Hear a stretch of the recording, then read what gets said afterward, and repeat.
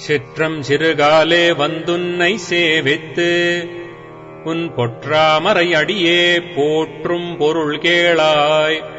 பெற்றம்மை தொன்னும் குலத்தில் பிறந்து நீ குற்றேவல் எங்களைக் கொள்ளாமல் போகாது.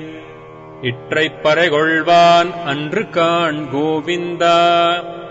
இற்றைக்கும் ஏழேழ் பிறவிக்கும் உன் தன்னோடுற்றோமே யாவோம் உனக்கே நாமாட் செய்வோம்.